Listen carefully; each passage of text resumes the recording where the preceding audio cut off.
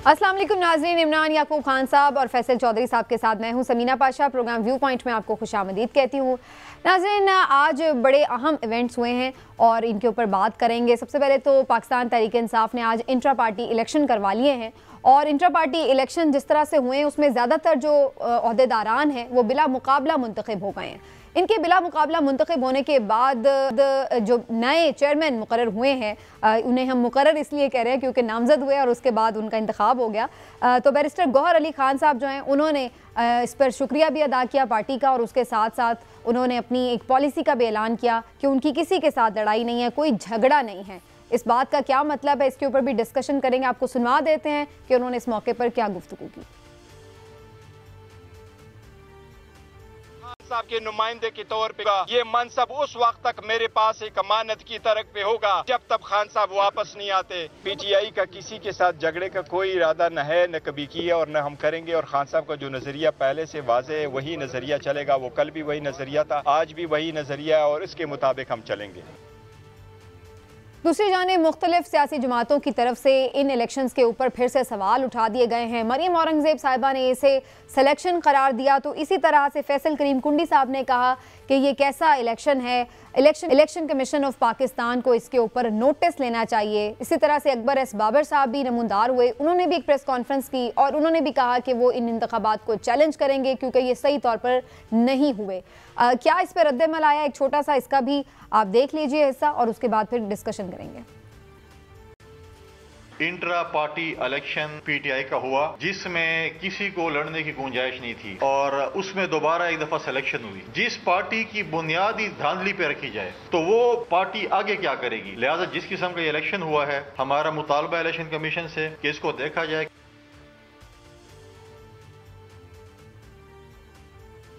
ये इलेक्शन नहीं, ये पुतली तमाशा था जिसमें अहलिया बुशरा बेबी, जिसमें बहन साहिबा, जिसमें यहाँ घर के 4-5 और लोग पूरे इलेक्शन को मैनेज करने में, मैनिपुलेट करने में, रिग करने में अपना किरदार अदा कर रहे हैं। इस तरह कंट्रोल करके इलेक्शन कमीशन को इसका नोटिस लेना चाहिए। पूरे प्रोसेस को पाकिस्तान की आवाम के सामने आना चाहिए। हम इस इलेक्शन को जो इंट्रा पार्टी का जो नाम पे जो एक फ्रॉड एंड फसाड हुआ है, हम इसको मुकम्मल तौर पे मुस्तरद करते हैं। इंट्रा पार्टी इलेक्शन से कोशिश की गई है, पाकिस्तान तहरीक इंसाफ का जो बल्ले का निशान है उसके लिए मजीद खतरात बढ़ेंगे। कैसे इलेक्शन है कि जिसमें पाकिस्तान तहरीक इंसाफ के बानी अरकान शिरकत नहीं कर सकते। हम अपने तौर पे इंशाअल्लाह इलेक्शन कमीशन में यकीनन ये हकायक रखेंगे।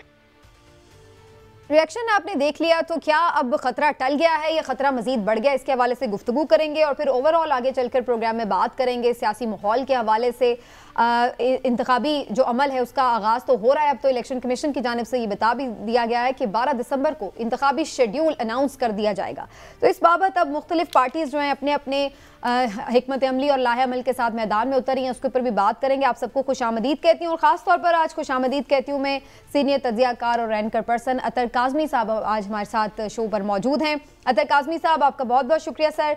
लेट मी अलाउ, मैं इमरान साहब से कमेंट का आगाज़ करती हूँ। इमरान साहब, ये जो इंटर पार्टी इलेक्शन हुए हैं, कल भी हमने इसके हवाले से थोड़ी बात की थी, आज बाकायदा हमने होते हुए भी देख लिए। आपको लगता है कि ये इंट्रा पार्टी इलेक्शन वाक़तन बड़े मुतनाज़े से हैं और इसके साथ तो बिल्कुल भी इंसाफ नहीं किया गया, जो इसका मकसद था उसको फौत कर दिया गया। बिस्मिल्लाहिर्रहमानिर्रहीम। देखें समीना, सीधी सी बात है कि इंट्रा पार्टी इलेक्शन जो आज पीटीआई के हुए हैं इस पे तो बात ज़रूर करेंगे, लेकिन इससे पहले मैं बात करना चाहूँगा जनाब फैसल करीम कुंडी साहब ने जो कुछ फरमाया और मोहतरमा मरियम औरंगजेब साहिबा ने जो कुछ मैंने आपसे लेना ही था जो कुछ फरमाया। पहले आप अपनी राय देते, फिर उनके रद्द-ए-अमल पे बात करते हैं। मेरी राय जो है ना वो शुरू ही यहीं से होगी। चलिए, उसकी बुनियादी वजह ये है कि देखें जिस तरह से वो जैसे वो खुद मिसाली इलेक्शन कराते हैं, जिस तरह से पाकिस्तान पीपल्स पार्टी इलेक्शन करवाती है और बिलावल भुट्टो जरदारी साहब और आसिफ अली जरदारी साहब उनके मुकाबले में 10-10 कैंडिडेट खड़े होते हैं और जो है ना मौजें लग जाती हैं और कमाल इलेक्शन होते हैं। फिर उसी तरह जनाब मियाँ मोहम्मद नवाज शरीफ साहब और जनाब मियाँ मोहम्मद शहबाज शरीफ साहब के मुकाबले में एक भाटी के लोहारी से, ग्वालमंडी से कारकुन खड़े होते हैं, कोई कराची से खड़ा होता है और फिर इलेक्शन होते हैं और फिर पार्टियों में पता चलता है कि जमहूरियत है क्या। ये कितने नामाकूल हैं पीटीआई वाले कि इन्होंने उनसे भी कुछ नहीं सीखा। इन्होंने उनसे भी कुछ नहीं सीखा और उन्होंने ऐसे इलेक्शन कर दिए जिनको आज के सारे सिलेक्शन कह रहे हैं। और मैं तो शुरू से ये कहता हूँ कि यहाँ पे इलेक्शन है ही नहीं, ये जमहूरियत के नाम पे सबसे बड़ा फ्रॉड ये सियासी जमातें कर रही हैं। ये खुद शख्सियत परस्ती पे चलती हैं, खुद इनमें जमहूरियत नहीं है। ये जो आज इलेक्शन हुआ, नो डाउट ये कोई इलेक्शन नहीं है, ये सिलेक्शन है। और अंदर ये एक दफ़ा फिर इमरान खान साहब ने इस निज़ाम के मुंह पे तमाचा मारा है। उन्होंने एक दफ़ा फिर ये साबित किया है कि जो मर्जी कर लो, होगा वही इस पार्टी में जो मैं चाहूँगा। मैं जेल के अंदर से भी मैंने कह दिया, गौहर खान चेयरमैन है तो वही चेयरमैन है। इसमें पार्टी मेंबर वो चाहे बानी हो या नया हो, किसी को कोई हक नहीं पहुंचता कि वो अपनी मर्जी करे। अगर किसी ने मर्जी करनी है तो जाके किसी और पार्टी में करे, यहाँ ना करे। तो ये एक नहीं, ये सारे का सारा आवाज जो है ना वो इसमें कोई ऐसी बात नहीं है। इसलिए हमने तो ना ये पहली दफा देखा है, हम तो जब से ये देख रहे हैं, being a follower of politics और being a student of journalism, मैं तो पिछले 34-35 साल से ये तमाम पार्टियों के इतने शफाफ इलेक्शन जो है ना वो देख के हमेशा महसूस इतने इम्प्रेस हुए हैं। ठीक है काज़मी साहब, ये तो चलिए समझ में आता है कि इमरान खान साहब के बगैर पीटीआई को एक फॉर्मेलिटी पूरी करना थी, जो इलेक्शन कमीशन ने उनके ऊपर एकदम फैसला दिया और उन्होंने इसलिए बहुत कम वक्त में ये सारे इलेक्शन करवाने थे, जबकि उनकी जो पार्टी लीडरशिप है सारी सियासी, वो तो या जेलों में है या फिर वो रूपोश हैं।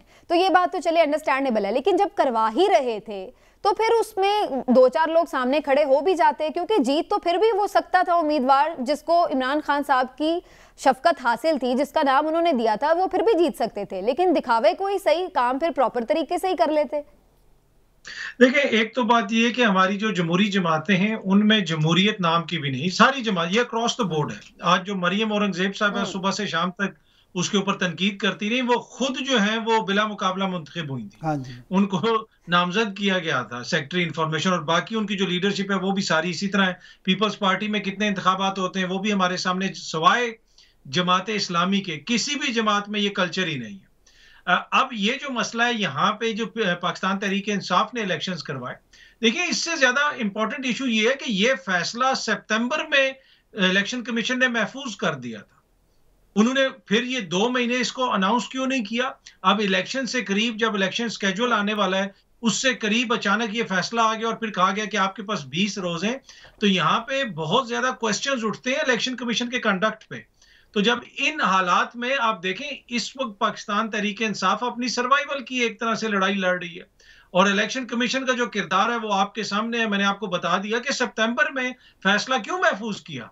आपको नहीं पता था कि इलेक्शन आने वाले, कि आपकी क्या वजह थी? असल क्वेश्चन तो आज ये बनता है ना कि क्यों नहीं इन्होंने उस वक्त सितंबर में कहा कि ये काला दम है, आप प्रॉपर प्रोसीजर से करवाएं। उन्होंने फैसला महफूज कर लिया।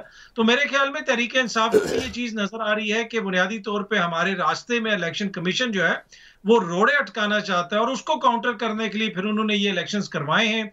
अब इसके अंदर से भी कुछ ना कुछ वो निकाल लेंगे और इसके ऊपर भी कोई ना कोई एतराज हो जाएगा, तो फिर वो भी हमारे सामने बाज़गश्त सुनाई दे रही है। चौधरी साहब, अकबर एस बाबर साहब ने भी कहा है कि वो चैलेंज करेंगे। आपको लग रहा है कि अभी भी खतरा बाकी है, कि बल्ले का निशान अभी भी छिन सकता है?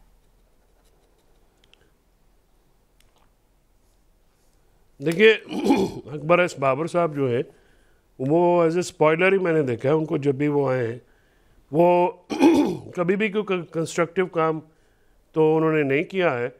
पहले वो फंडिंग, फॉरेन फंडिंग के पीछे भी यही चेहरा था, जो केसेस जो थे ममनुआ फंडिंग का पीटीआई का, और अब ये इलेक्शंस के पीछे भी है। जो इलेक्शन कमीशन का फ़ैसला है, मैं अब यहाँ पे बिल्कुल कह चुका हूँ कि ना तो ये इलेक्शन कमीशन का काम था कि वो पार्टी के इंटरनल मामलात को इस तरह से देखे, या तो अक्रॉस द बोर्ड देखते। अब पाकिस्तान मुस्लिम लीग नून का जो इलेक्शन ड्यू था फरवरी-मार्च 2021 में, तो उन्होंने कहा जी कि हम नहीं करवा सकते। तो उनको कहा गया कि ठीक है आप जून में करवा लें। उन्होंने कहा जी हम जून में भी नहीं करवाएंगे। जून से होते होते उनका जो इलेक्शन है या उनकी जो सिलेक्शन थी पार्टी की, वो जाके जून 2022 में हुई, यानी 1.5 साल लगा उनके इलेक्शन होने में। उसके ऊपर तो स्क्रूटनी नहीं हुई इस तरह से, इतनी बारीक बीनी से अदसा लेके तो इलेक्शन कमीशन नहीं बैठी, और इलेक्शन कमीशन ने जो है उनको इलेक्शंस को ऐसे नहीं देखा। जब तक आप अक्रॉस द बोर्ड ऐसे नहीं करेंगे अहमद बिलाल साहब का जो पिल डॉट के जो पिल डॉट वाले हैं उनका आर्टिकल है डॉन में, उन्होंने कहा है कि इस तरह की जो स्क्रूटनी है वो अनप्रेसिडेंटेड है। इलेक्शन कमीशन ने कभी भी किसी जमात को इस तरह से जो है स्पेसिफाई करके स्क्रूटनी नहीं की है। अब पार्टी का इंटरनल मामला है, पार्टी के अंदर जो है अगर कोई शख्स कागज़ ही जमा नहीं कराता, जो कि न्याजुल्लाह न्याजी साहब जो चीफ इलेक्शन कमिश्नर थे पार्टी के इलेक्शंस के, उन्होंने कहा है कि अकबर एस बाबर साहब आए हैं और मरकज़ी ऑफिस में उन्होंने एक वीडियो क्लिप बनाई है और उसके बाद वो चले गए। ना वो किसी मुझे मिले हैं, ना वो किसी और डेजिग्नेटेड जो इलेक्शन कमिश्नर थे चारों सूबों के और वफाक के उनसे मिले हैं, ना उन्होंने कागज़ जमा कराए हैं।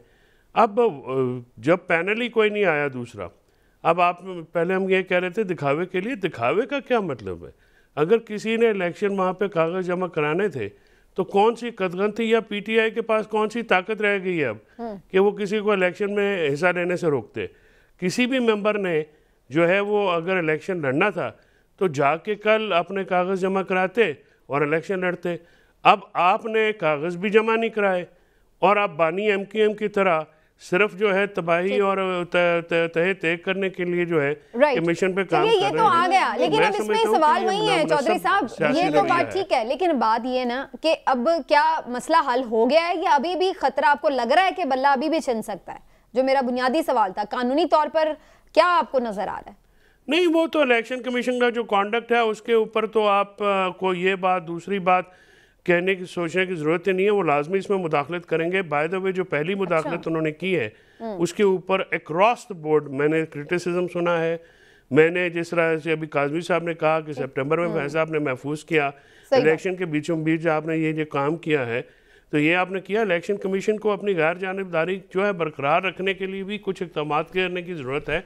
मैं समझता हूँ और मैं उम्मीद करता हूँ कि वो इन मामलात में अब मजीद जरूरत से ज्यादा नहीं उलझेंगे, और लेकिन एक बहरहाल ऐसा लग रहा है इमरान साहब के उनके हाथ में अभी भी एक सियासी तौर पे डिफीट हो तो ज्यादा बेहतर है बजाय कि ऐसे काम करने के। राइट, चलिए, यानी उनके हाथ में अभी भी एक पावर है इलेक्शन कमीशन के कि अगर वो इसको कोई चैलेंज करता है इंतखाबात को, जो कि लग रहा है कि करने जा रहे हैं अकबर एस बाबर साहब या कोई भी और कर सकता है, तो वो स्टिल उसके ऊपर कुछ कार्रवाई कर सकती है। देखिए चांसेस तो हैं, वैसे तो आप ये देखेंगे अक्सर जो है इस तरह के मामलात में ये मुतनाज़ चीज़ें होती हैं, लेकिन अभी चौधरी साहब जो फरमा रहे थे ना कि किसी मेंबर ने कागज़ ही जमा नहीं कराए, वो अकबर एस बाबर साहब आज कह रहे थे प्रेस कॉन्फ्रेंस में कि मुझे कागज दिए ही नहीं उन्होंने, कागजात नामजदगी। मैं यही आपसे अर्ज करने लगा था, दो चीज़ें बड़ी अहम है। एक तो ये कि आज के इलेक्शन से ये साबित हुआ है कि पार्टी का चेयरमैन बनने के लिए ज़रूरी नहीं कि आप मेंबर भी हों, क्योंकि बकौल परवेज़ खटक साहब, हाँ, उन्हें तो निकाल दिया गया था पार्टी से। उन्होंने कहा है, नहीं, परवेज़ खटक साहब ने कहा है कि उन्होंने जो है इनको मेंबर ये लाए थे पीटीआई में बैरिस्टर गोहर को, उनके 2011 में सर निकाल दिया था इनको पार्टी से। और उनके बकौल इन्होंने आज तक अपना फॉर्म भी फिल नहीं किया हुआ पीटीआई का, परवेज़ खटक साहब के बकौल। दूसरी बात ये नहीं समीना, वो अकबर एस बाबर की बात हो रही है 2011 वाली। वो जी सर, मैं भी उन्हीं की बात कर रही हूँ कि अकबर एस बाबर साहब जो है वो तो उन्होंने निकाल दिए गए थे पार्टी से, तो वो कैसे बन सकते? मैं यही कह रहा हूँ। दूसरी बात आ जाते हैं अकबर एस बाबर साहब की तरफ, वो उनको चेयरमैन पीटीआई जो हैं वो बाकायदा उससे निकाल चुके हैं। तो मामला ये है कि एक को वैसे निकाला जा चुका है, दूसरा जो बन गया है वो मेंबर ही नहीं है, उसने आज तक फॉर्म भी नहीं भरा। तो ये हर तरफ से ना बस मन मर्जियां चल रही हैं। ठीक है, जमहूरियत जो है ना वो उसकी खूबसूरती। वैसे बैरिस्टर गौहर के बारे में आपका क्या ख्याल है? किस तरह के चेयरमैन साबित होंगे? जो उन्होंने आज गुफ्तगू किया उसमें तो बड़ा उन्होंने प्यार मोहब्बत का पैगाम भी दिया है, और अली मोहम्मद खान साहब ने कहा है कि बुज़दार के साथ उनको ना कंपेयर करें। बहुत सारे लोग ये कह रहे हैं कि बुज़दार की तरह के वो होंगे। उन्होंने कहा बुज़दार का तजुर्बा बड़ा तल्ख था। हाँ जी, नहीं, लेकिन इससे भी यहाँ बात पिछली से जो है, चौधरी साहब आप बताएं, आपके इल्म में होगा, कुछ लोगों का ये भी कहना है कि इस्लामाबाद हाई कोर्ट ने के एक ऑर्डर के मुताबिक जब इन्हें निकाला गया था तो उन्होंने कहा, हाई कोर्ट का एक ऑर्डर है इस्लामाबाद का कि इनको नहीं निकाला जा सकता, वो बानी रुकन है। कोई आपकी इल्म में है कि वाकई ऐसी कोई बात है? नहीं, बानी रुकन होना तो कोई ऐसी क्वालिफिकेशन नहीं है कि आप पार्टी की रुकनियत से जो आपको नहीं निकाला जा सकता, उसका मैकेनिज्म है। इलेक्शन एक्ट अभी जो है उसमें दिया गया है, पहले पॉलिटिकल पार्टीज ऑर्डर 2002 होता था, उसमें एक पूरा मैकेनिज्म दिया गया है, उसको फॉलो करके आप जो है किसी भी रुकन को जो पार्टी का हो उसको पार्टी से निकाला जा सकता है। नहीं अकबर एस बाबर साहब के पास होगी। ओ सर, इस वक्त वो माहौल ही नहीं है कि अकबर एस बाबर को कोई चैलेंज कर दे इस वक्त। दूसरी बात जो आपका ये सवाल था कि बुज़दार साहब वाला, तो वो बड़ी सीधी सी बात है कि आज बैरिस्टर जोहर ने तो खुद बता दिया है, उन्होंने कहा वही पॉलिसी चलेगी जो चेयरमैन की थी और मैं तो आर्जी हूँ, वो खुद ही मान रहे हैं। उन्होंने खुद ही कह दिया कि मैं डमी हूँ, मेरे बिना रहना, जागते रहना। राइट, चलिए जी, जैसा मुतालबा था फिर वैसे ही इलेक्शन भी करवा दिए गए हैं। अब आगे बढ़ते हैं, लेकिन जरदारी साहब जो है वो भी काफी ऑन नजर आ रहे हैं, इस वक्त मुतहरिक हैं, क्वेटा में डेरे डाले और अब वो पंजाब आ चुके हैं। क्या उन्हें कामयाबियां मिली क्वेटा में बलूचिस्तान से, और क्या उन्हें कामयाबियां मिल सकती हैं पंजाब में? काज़मी साहब, आपका इस बारे में पुरमग़ज़ तज्ज़िया क्या कहता है? क्या जरदारी साहब का मिशन क्या है और क्या समेट रहे हैं वो दोनों सूबों से? लेकिन तज़्किया होना पुरमग़ज़ चाहिए, पुरमग़ज़ चाहिए। जी ठीक है, अब मैं इंतहाई पुरमग़ज़ तज़्किया असल में जरदारी साहब ये जो हर जगह पे मग़ज़ खपा रहे हैं, ये कौम के लिए वो ढूंढ रहे हैं कि कौम को किस तरीके से, इस कौम को जो है वो इन सारी मुश्किलात से निकालना है, पाकिस्तान को किस तरह दुरुस्त सिमत में लेके जाना है, किस तरीके से हमने तरक्की करनी है। देखें, अगर ये वो सब कुछ कर रहे होते तो शायद अभी तक जो है चीजें काफी बेहतर होती। यहाँ पे इशू ये है कि जिस तरह मैंने पहले भी अर्ज की कि हर कोई अपनी अपनी सियासत तक महदूद होकर रह गया। जिस तरह पहले जरदारी साहब ने बताया पूरी कौम को कि मेरा बेटा अभी फुली ट्रेंड नहीं है कि वो अपनी जमात भी संभाल सके, लेकिन अल्हम्दुलिल्लाह पाकिस्तान संभालने के लिए वो तैयार है, वजीर आजम बन जाए, वजीर खारजा बन जाए। तो ये वो चीज है जिसकी वजह से जो आज हम इन हालात में यहाँ पे पहुंचे हुए कि आप अपनी जमात भी जिस शख्स के हवाले करने के लिए तैयार नहीं है, आप कहते हैं कि वो ट्रेंड नहीं है, लेकिन दूसरी तरफ पूरा मुल्क जो जिसमें 24-25 करोड़ लोग हैं, इतना बड़ा मुल्क है, उन तमाम लोगों का मुस्तकबिल आप उस बंदे के हाथ में देने के लिए तैयार। तो इससे वो वज़ीर खारजा रहा है सर, पूरी दुनिया घूमता रहा है, 16 यानी ममालिक का 16 महीने वो यानी वज़ीर खारजा रहा है, पूरी दुनिया में उन्होंने रिप्रेजेंट किया पाकिस्तान को। जी बिल्कुल, जी वही तो मैं अर्ज कर रहा हूँ कि अपनी जिस तरीके से वो अपने मफादात का तहफ़्फ़ुज़ करते हैं, चाहे वो बलूचिस्तान जाके करें, चाहे वो सिंध में करें या किसी और जगह पे करें, अपने से मेरी मुराद जो सियासी उनके मफादात हैं, जो उनकी सियासी जमात के, अगर इसी तरीके से हर जमात, मैं अक्रॉस द बोर्ड कर रहा हूँ, ये नहीं मैं कह रहा पीपल्स पार्टी, नून लीग, पीटीआई, सारी सियासी जमातें इसी तरह अगर कौम का इसके मफादात का तहफ़्फ़ुज़ करें तो यकीन कीजिए कि आज हम इस नहज पे ना होते, बहुत सारी चीजें बेहतर होती। पर ये अनफॉर्चुनेट साइड है हमारी सियासत की कि उसमें कभी आपको वो कोई एक बयानिया नजर आता है, कभी दूसरा बयानिया नजर आता है। जरदारी साहब वहां पे जो भी कर रहे हैं वो सिर्फ और सिर्फ अपनी सियासी जमात और अपने बेटे के सियासी, इस वक्त तो सर सियासत इलेक्शन से पहले तो सर सारी सियासतदान करते हैं ही, जाहिर है सियासी जोड़ तोड़ भी चलता है, लोग इधर उधर भी जाते हैं, लेकिन कोई आपको फ्यूचर नजर आ रहा है पीपल्स पार्टी का? रिसेंट अगर हम बात करें इलेक्शन के लिए, पंजाब में कुछ कर सकती है पीपल्स पार्टी? देखिए, पंजाब में पीपल्स पार्टी और खैबर पख्तूनख्वा में परवेज खटक एक ही पोजीशन में है, मुझे नहीं लगता कि वो दोनों कुछ करेंगे। हाँ, सिंध में पीपल्स पार्टी जो है अपनी हुकूमत बआसानी बना लेगी, अनलेस कोई बहुत बड़ा उनको सरप्राइज ना दिया जाए। मुझे नहीं लगता कि सियासी तौर पे पीपल्स पार्टी को कोई चैलेंज है सिंध के अंदर। सिंध में मुझे पीपल्स पार्टी की हुकूमत बनती हुई नजर आ रही है। ठीक बात, चलिए पीपल्स पार्टी की सियासत और आगे चल के थोड़ी बात करेंगे पीएमएलएन की भी सियासत के हवाले से। उनके हवाले से जो खबरें हैं, अब तो जाहिर है वो थोड़ा वो भी पार्लिमानी सियासत के हवाले से अब इंतखाबी मैदान में उतरने वाले हैं, तो उनका भी कुछ आज अहम इजलास भी हुआ है और वो भी कुछ अपनी स्ट्रैटेजी बना रहे हैं। तो दोनों जमातों के हवाले से बात करेंगे एक छोटे से ब्रेक के बाद। नाज़रीन, ब्रेक के बाद वापस आते हैं, हमारे साथ रहिए।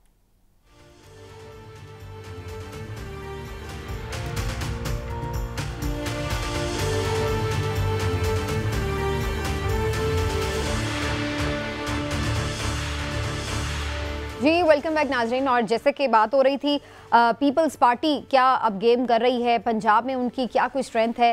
चौधरी साहब, इससे पहले भी कई दफ़ा जरदारी साहब पंजाब में आकर डेरे लगाते हैं, मुलाकातें भी होती हैं, लेकिन उसके बाद फिर हमें नज़र आता है कि कोई ख़ास बड़े नाम तो शामिल नहीं होते।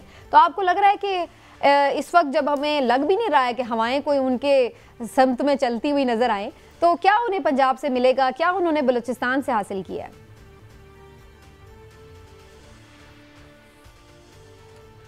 पीपल्स पार्टी की जो सियासत रही है वो हमेशा सिंध को सामने रख के, या उनका पिवट या सेंटर जो है वो सिंध होता है।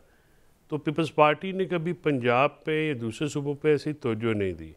और जब से बेनज़ीर भुट्टो साहबा की शहादत हुई है और पार्टी जरदारी साहब के हत्थे चढ़ी है, उन्होंने अपनी जो पावर पॉलिटिक्स करके जो 5 साल उन्होंने इक़्तिदार रखा 8 से 13 तक, उसमें जो कारकर्दगी उनकी रही, उससे पंजाब के लोग और बाकी सूबों के लोग जो हैं वो तो पीपल्स पार्टी से बिल्कुल जो है वो उनका ईमान उठ चुका है और वो इसकी तरफ नहीं देखते हैं।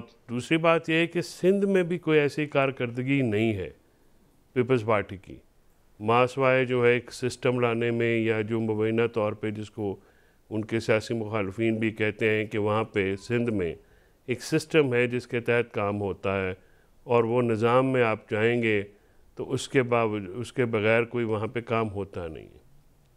तो शोहरत भी लेकिन जो अच्छी नहीं है, परफॉर्मेंस के अलावा भी एक स्पेस भी होती है ना। इस वक्त हमें नजर आ रहा है कि पीपल्स पार्टी का सिंध में कोई उस तरह तगड़ा ओपोनेंट नहीं है। पंजाब में हमें लग रहा है कि चूंकि पीटीआई एक स्ट्रगलिंग फेज में है, तो नून के लिए इस वक्त ऐसा लग रहा है कि शायद बेहतर है हालात, तो उनका ओपोनेंट कोई उस तरह से नहीं है। तो उसमें आपको लगता है कि पीटीआई की जो कमजोरी एक बन रही है पंजाब में, उसका फायदा कहीं पीपल्स पार्टी को मिल सकता है?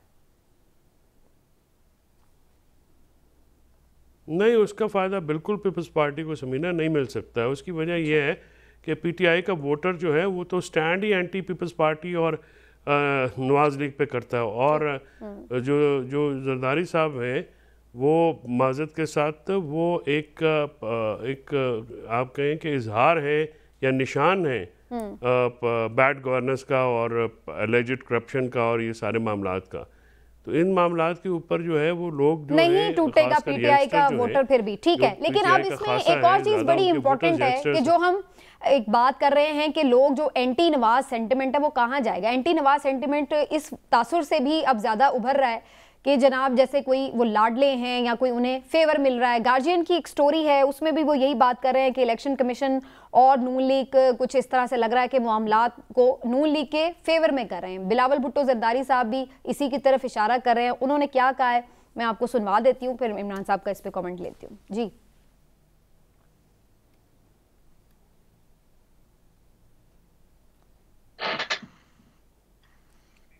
बिलावल ने बहरहाल में आपको सुना नहीं सके, लेकिन मैं बता देती हूँ। उन्होंने कहा नवाज शरीफ वोट को इज्जत दिलवाएं, इसकी बेइज्जती ना करें। तो ये एलिगेशंस के साथ इमरान साहब आपको लगता है कि जो PMLN है उसके लिए कोई बनता है चांस कामयाबी का? मैं आपको सुनवा देती हूँ अगैन और फिर उसके बाद बात करते हैं। और मेरा मुतालबा है मियाँ साहब से भी कि वो इंतजामिया के बजाय अपना नजरिया पे, अपना मंशूर पे इलेक्शन लड़े, वो वोट को इज्जत दिलवाए, वोट का बेइज्जती ना करे। ये कुछ लोगों का गलत फहमी है। वो समझते हैं हवाओं का रुख इस तरीके से बनता है कि आप बादशाह की तरह आए, आपके दरबार में सारे पेश हो तो हवा बन गया, इलेक्शन हो गया, खुदाफिज। पाकिस्तान पीपल्स पार्टी के रहनुमा जानते हैं कि इलेक्शंस कैसे लड़े जाते हैं और कैसे जीतना। तो ये टैग इमरान साहब हट सकेगा PMLN से? नहीं, बिलावल भुट्टो जरदारी साहब तो बिल्कुल ठीक कह रहे हैं, क्योंकि वो तो कभी ना किसी के कांधों पे चढ़े हैं, ना कभी उन्होंने मिन्नत की है, ना समाजत की है, और ना ही कभी उन्होंने ये कहा कि अल्लाह दा वास्ता जे साढ़े ते भी नज़र रखो। ये नहीं, बात ये है सारी चीज़ें कि इस वक्त दौड़ ये थोड़ी है कि क्या हो रहा है। पीपल्स पार्टी की जो आप बात कर रही थी, एक छोटी सी बात मैं ज़रूर करूँगा नून लीग पे बात करने से, कि पीपल्स पार्टी का उसी तरह हक है जिस तरह तमाम सियासी जमातों का हक है। वो पूरे पाकिस्तान में आए, अपनी कैंपेन करें, लोगों को अपनी तरफ मुतवज्जो करें। लेकिन अनफॉर्चुनेटली पीपल्स पार्टी के लिए पंजाब में इस वक्त जगह नहीं है। पंजाब का वोटर पूरी तरह से उनसे रूठ चुका है। पंजाब का वोटर उनकी तरफ जो है ना माइल नहीं हो पा रहा। और सिंध में जैसे अतर काजमी साहब ने कहा, बिल्कुल सिंध में उनका जोर भी है, लोग उनके साथ अटैच भी हैं, लेकिन अगर कोई जिस तरह से वहाँ पे सियासी इत्तेहाद हो रहे हैं, अगर कोई सरप्राइज हो गया तो उसकी बात अलग है। लेकिन मैं समझता हूँ कि अवामी हिमायत पंजाब में तो उनके लिए नहीं है।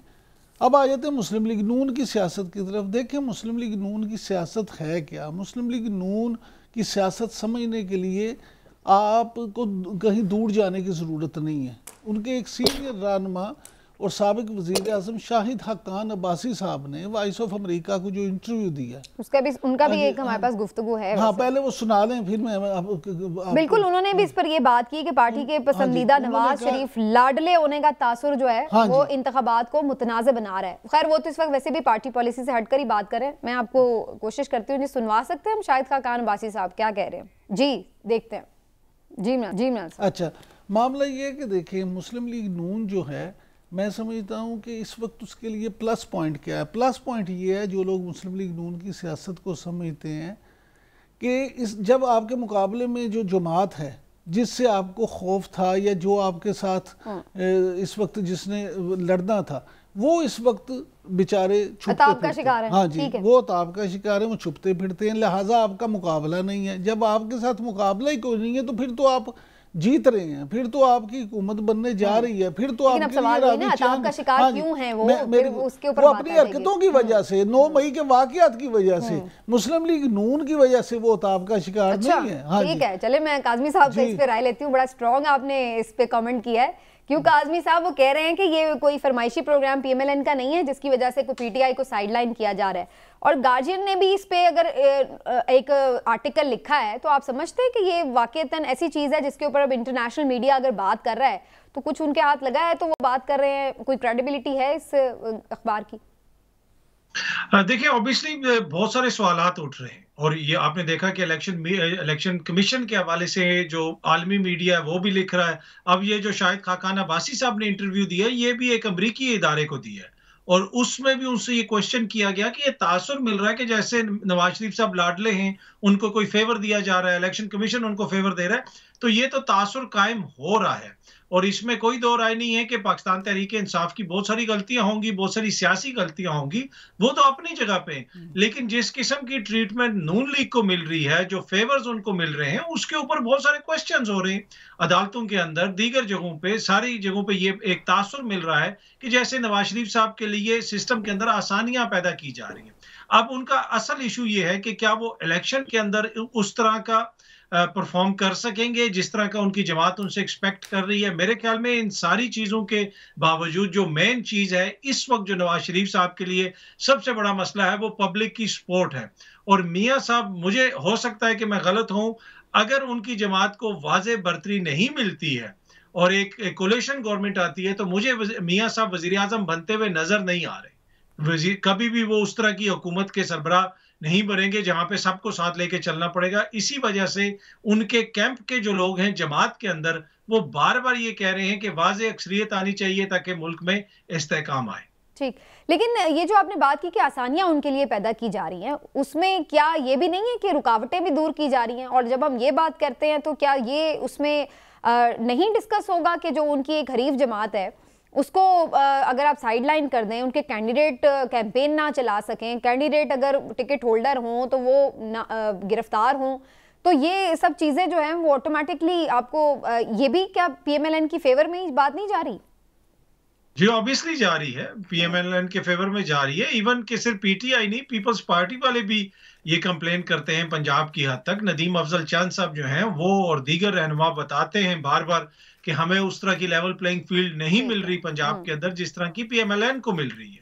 तो इसमें तो है कि यकीनन ये सारी चीजें उनके फेवर में जा रही हैं, लेकिन असल जो चीज, जो फेवर उन्होंने लेना है वो अवाम की सपोर्ट का है। वो अभी तक उस तरीके से मियां साहब की वापसी के बावजूद अभी तक अवाम से जो एक्सपेक्ट किया जा रहा था कि लोग जोंक दर जोंक आएंगे और नून लीग में शामिल होंगे और अवामी मूड चेंज होगा, वो हमें ग्राउंड पे नजर नहीं आ रहा।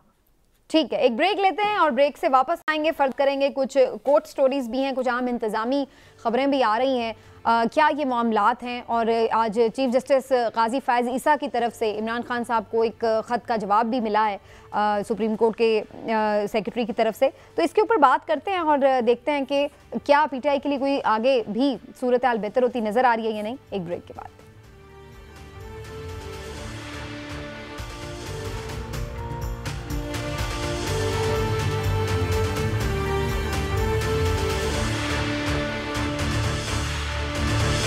जी वेलकम बैक नाजरीन। और जैसा कर जाने से पहले बात हो रही थी, PMLN के ऊपर जो भी तहफ़्फ़ुज़ात हो, पीपल्स पार्टी के भी हों या बाकी जमातों के भी, लेकिन बहरहाल ये सवाल तो हो रहा है कि क्या लेवल प्लेइंग फील्ड मिल रही है सबको या नहीं। और इसी वजह से PTI के बानी चेयरमैन इमरान खान साहब ने एक ख़त पे लिखा चीफ जस्टिस काजी फ़ाइज़ ईसा साहब को और उनकी तवज्जो दिलाई इस तरफ के PTI को एक लेवल प्लेइंग फील्ड नहीं मिल रही है और उनके साथ जो एक सलूक हो रहा है वो कोई मुसावियाना सलूक नहीं है। उसके बाद आज सुप्रीम कोर्ट की तरफ से एक प्रेस रिलीज़ जारी की गई है जिसमें ये कहा गया कि चीफ जस्टिस पर दबाव नहीं डाला जा सकता और ना ही वो जानिबदारी का मुजाहरा करेंगे। उन्हें अपनी आइनी जो जिम्मेदारियां हैं उनका पूरी तरह से इदराक है और इस पर भी तहफ़्फ़ुज़ात का इजहार किया गया कि सरबमोहर लिफाफा पहले ही मीडिया को क्यों जारी कर दिया गया उसका कंटेंट।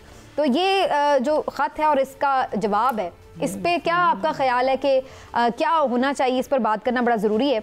इमरान साहब, आपको क्या नज़र आ रहा है, ये चीफ जस्टिस की तरफ से क्या कोई सख्त रिस्पॉन्स है, कोल्ड रिस्पॉन्स है PTI को? पहली बात तो ये है कि ये बानी चेयरमैन है ना जो, उनकी तरफ से इंतहाई गैर इखलाकी बात है वो ये कि बिल्कुल ख़त लिखना उनका हक है, आईनी और कानूनी हक है, एक नहीं 10 दफ़ा ख़त लिखें, लेकिन ख़त आपने सील जब करके सरबमोहर जिसे उर्दू में कहते हैं आपने भिजवाया और वहाँ मिलने से पहले आपने मीडिया को उसका मतन रिलीज़ भी कर दिया, तो फिर वो सरबमोहर लिफाफे की ज़रूरत क्या थी, फिर एक आम खुला खत लिख देते। ठीक बात। दूसरी बात ये है कि आप इससे करना क्या चाहते हैं, इसका मतलब ये है कि आप ये ज़ाहिर आपका एजेंडा ये लगता है कि आप सुप्रीम कोर्ट में को दबाव में लाना चाहते हैं। असल में आपका अदम इत्मीनान तो है ही, लेकिन आप आवाम के ज़रिए आवाम के सामने एक अपना केस बनाना चाहते हैं कि जी हमारे साथ तो बड़ा जुल्म हो रहा है और हम तो पहले ये देखें, मैंने तो ख़त भी लिखा था और उनसे कहा था। लेकिन ये तो बड़ी नॉर्मल रूटीन की बात नहीं इमरान साहब, काफी लोग सुप्रीम कोर्ट को चीफ जस्टिस को खत लिखते रहते हैं। ये नॉर्मल बात है, लेकिन सरबमोहर लिफाफे का मतन जो है वो पहले मीडिया को रिलीज कर देना, वो पहले पब्लिक कर देना, ये आम बात नहीं है। सरबमोहर करते क्यों है, सील लगाते क्यों है कि जो चीज़ कॉन्फिडेंशियल बल्कि इंतहाई कॉन्फिडेंशियल होती है तो उस पर अदरवाइज तो सील बंद लिफाफा करने की ज़रूरत क्या है। लिहाजा मैं ये समझता हूँ कि आप जो है चीफ जस्टिस साहब की तरफ से जो सुप्रीम कोर्ट की तरफ से इलामिया जारी किया गया वो बिल्कुल ठीक है कि आप को ये नहीं चाहिए था। बाकी वो 10 खत लिखे, उनका हक भी है और उनको लिखना भी चाहिए और अपने हक के लिए उन्हें लड़ना भी चाहिए। ठीक बात। आप भी अतर काज़मी साहब ये समझते हैं कि ये बात दुरुस्त नहीं थी और जो फिर चलिए अगर इस बात पे एतराज़ कर भी लिया जाए कि मीडिया को नहीं पहले रिलीज करना चाहिए था इसका कंटेंट, लेकिन चीफ जस्टिस साहब ने जो उसको इंटरप्रेट किया है, क्या ये दबाव डालने के मुतरादिफ है चीफ जस्टिस साहब पर?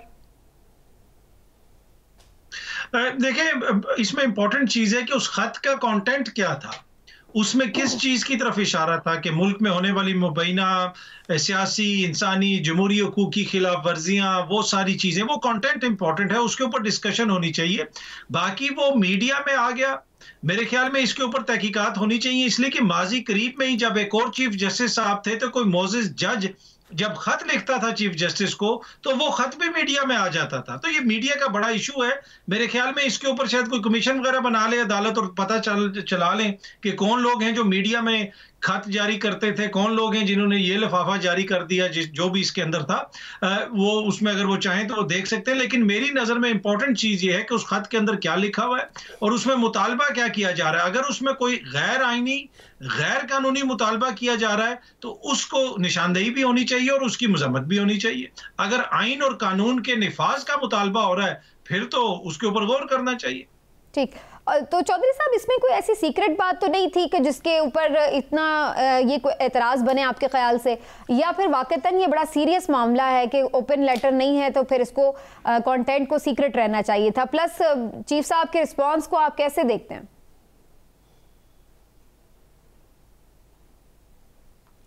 मैं समझता हूँ कि बिला ज़रूरत इस बात पे एतराज़ किया जा रहा है। ज़रो ख़त आते हैं और पटिशन्स आती हैं, इस तरह से एक अंडर ट्रायल जो प्रिजनर है उन्होंने एक ख़त लिखा है, उस ख़त के मंदरजात जो हैं वो इम्पॉर्टेंट है। Civil liberties, basic human rights की वायलेशंस का जिक्र है और अदालत का कोई जो होता है मामला वो पब्लिक होता है, वो सीक्रेसी अदालत के साथ नहीं होती है। अदालत के मामलात बड़े ओपन होते हैं। इस का रिस्पांस भी जो है मुझे वो कोई ज़्यादा समझ में नहीं आया कि इससे क्या अख़ज़ करें। हम ये अख़ज़ करें कि क्या लेटर जो है वो लिखा नहीं जाना चाहिए था, या लेटर लिखने से तो ज़ाहिर कोई भी जज दबाव पे नहीं आता, क्योंकि ऐसे लेटर्स तो लिखे जाते हैं। देखने की बात यह है कि इन लेटर्स के ऊपर जो है, क्योंकि पाकिस्तान की जो तारीख़ थी उसमें एक अब्दुल्ला साहब के दौर में, अब्दुल्ला साहब जज गुजरे हैं, पाकिस्तान के जो आप पब्लिक इंटरेस्ट लिटिगेशन जो फंडामेंटल राइट्स के मुतालिक जो केसेस हैं, उसमें जो है रहमत मसीह केस था, वो भी एक ख़त के ऊपर स्टार्ट हुआ था। तो उस खत को कन्वर्ट किया जाता है पिटीशन में, और इस तरह के जो खतूत हैं वो आते हैं, बहुत सारी एक नॉर्मल रूटीन भी है। ठीक बात, चलिए, और फिर उनके ऊपर तारीख साज फैसले भी हुए। ठीक बात, लेकिन लग नहीं रहा है कि इस पर कोई अब फर्दर कोई नोटिस होगा सुप्रीम कोर्ट की तरफ से। लास्टली जी एक स्टोरी इमरान साहब आपसे मैं कमेंट ले लूँ इस पर। एंटी करप्शन पंजाब के भी इख्तियारात महदूद कर दिए गए हैं और सरकारी अफसरान की गिरफ्तारी से कबल अब इजाज़त लेना होगी। क्या आपको इसका पर्पस नज़र आ रहा है? नैब भी कहा जा रहा है कि काम नहीं करी, बंद कर दो। अब एंटी करप्शन के ऊपर भी लग रहा है कि उसके भी इख्तियारात महदूद किए जा रहे हैं। तो ये कोई क्या मामला है? क्या मुल्क में एहतसाब नहीं करना किसी का? नहीं समीना, बात एहतसाब की नहीं है। एंटी करप्शन जो है ना, उसको पिछले दौर में जिस तरह से इस्तेमाल किया गया बड़ी माजरत के साथ, तो उससे फिर बहुत सारी खराबियां पैदा हुई। लेकिन आज जिस मौजू पे हम बात कर रहे हैं, उसकी बुनियादी वजह समझ लें क्या है। बुनियादी वजह उसकी ये है इस फैसले की कि चौधरी परवेज़ इलाही साहब के दौर में उनको एक प्रिंसिपल सेक्रेटरी लगाए गए थे, मोहम्मद खान भट्टी साहब। अब एंटी करप्शन ने क्या किया कि सीधा 2 अफसर जो थे इंतहाई ईमानदार, जिनका शुमार होता है पैस ग्रुप, जिसको पहले DMG कहा जाता था, पाकिस्तान एडमिनिस्ट्रेटिव सर्विस, उसके इंतहाई ईमानदार 2 अफसर हैं। एक सेक्रेटरी एक्साइज हैं इस वक्त पंजाब के मसूद मुख्तार साहब, और दूसरे DG स्पोर्ट्स हैं डॉक्टर आसिफ तुफैल। ये उस वक्त मसूद मुख्तार साहब डॉक्टर जो थे उस वक्त थे सेक्रेटरी सर्विसेज, और डॉक्टर आसिफ तुफैल साहब थे सेक्रेटरी कोऑर्डिनेशन CM हाउस में। अब देखें, CM ने अगर कोई ऑर्डर किया और CM से वो चीफ सेक्रेटरी के पास गया, चीफ सेक्रेटरी ने आगे किया, तो सेक्रेटरी सर्विसेज का काम तो एक तरह से डाकखाने का काम होता है। उन्होंने जो इक़दामात मिले उसकी वजह से वो ऑर्डर कर दिए। भाई आपने अगर कोई एक्शन लेना है तो आप उसके खिलाफ लें जिसने वो ऑर्डर करवाए हैं। तो एंटी करप्शन ने क्या किया, इन दोनों के खिलाफ FIR दर्ज कर दी, और उनके खिलाफ बगैर किसी से पूछे बताए कोई इंक्वायरी नहीं, उनको कहा आपके खिलाफ FIR हो गई है। तो उस पर क्या जो पाकिस्तान एडमिनिस्ट्रेटिव सर्विस है उसकी जो एक समझ लें कि जो तंजीम है, उन्होंने भी बड़ा एहतजाज किया था और चीफ सेक्रेटरी से जाके मिले भी थे, और वजीर आला के भी। तो इसलिए ये फैसला किया गया उसके बाद ये फैसला किया गया कि बजाय इसके कि एंटी करप्शन मुंह उठा के ऐसे ही किसी के खिलाफ कर दे, वैसे कानूनी तौर पे सरकारी अफसरान को एक तरह से उसमें थोड़ा सा प्रोटेक्शन मिल गई इस वजह से। हाँ, इस वजह से जरूर मिली है। लेकिन इसका ये भी ख्याल रखना चाहिए कि सरकारी अफसर जो हैं उनके खिलाफ अगर एंटी करप्शन भी नहीं केस करेगा तो कौन करेगा? और फिर लोग तो ये भी कहते हैं कि कोई करप्शन बड़े पैमाने पर जो होती है वो ब्यूरोक्रेसी के बगैर तो होती भी नहीं है, बाबू बीच में शामिल होते हैं तो फिर बाबू के बगैर तो कुछ नहीं हो सकता। कुछ नहीं हो सकता। चले जी, प्रोग्राम का वक्त खत्म हो गया। अतः काज़मी साहब आप हमारे साथ मौजूद रहे, आपका सब बहुत बहुत शुक्रिया। प्रोग्राम को आज यहीं पे ख़त्म करते हैं नाज़रीन, इंशाल्लाह फिर आपसे मुलाकात होगी। अपना ख्याल रखिए, अल्लाह हाफ़िज़।